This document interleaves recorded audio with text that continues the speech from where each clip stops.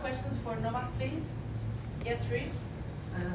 Novak, how did you feel out there on court, and did he take you by surprise at all, or just on his level a little bit as well? Well, you know, I'm still finding my best level, I would say.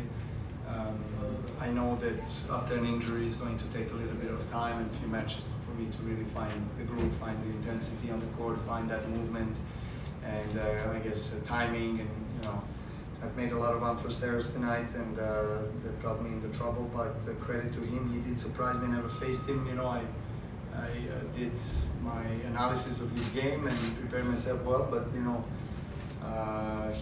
know, credit to him, he just went for his shots, especially down the line, back in some important moments, serving volley. I mean, he didn't miss it one volley. I mean, it was unbelievable.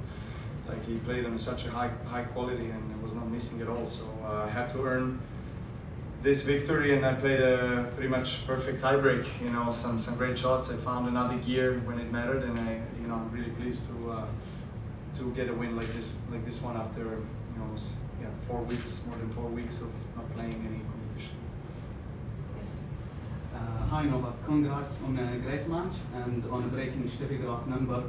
So my question, I know since the beginning you wanted to be number one, and did you then think my target is going to be Federer's number, and then after he broke it, was it in your mind that now my target is Steffi Graf's number, and after that, is in your mind it's Mike's double number of 500 plus weeks? Is it the new target? Well, it's true that, you know, once you achieve, I mean, at least in my case, when I achieved world number one for the first time in 2011, you know, I had to set up new goals, new dreams, I guess, you know, and being number one was always the ultimate goal. You know, that is the ultimate achievement in tennis, without a doubt. And you know, so I tried always to stay as long as I possibly can on the spot, and I think the consistency of playing well and staying healthy, relatively healthy throughout my career, and not facing too many big injuries, allowed me to have the consistency and to, I guess, accumulate a lot of points, and I'm very, you know, obviously proud of this achievement, and I'm 36 this year, so I just don't think that at the moment this is the highest priority. You know, I would like to stay healthy and you know, prolong my career as much as I can to play on this highest level, and that's one priority. And the other one is really playing the best tennis on Grand Slams and trying to win more Grand Slams. And then if number one ranking in the world comes as a consequence of good results, I'll be very happy. But things changed a little bit. I mean, of course, I wanted to break Roger's record. I wanted to break Steffi's record when I was so close. You know, why not? So I'm here, and right now, you know, I just focus on some other goals. Bento? Huh? Oh, Okay. you didn't? No, I want to ask a question. Yes, please.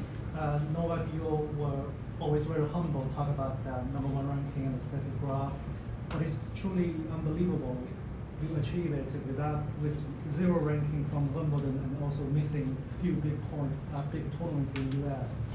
Do you mind to also talk about how challenging it is with so limited tournaments?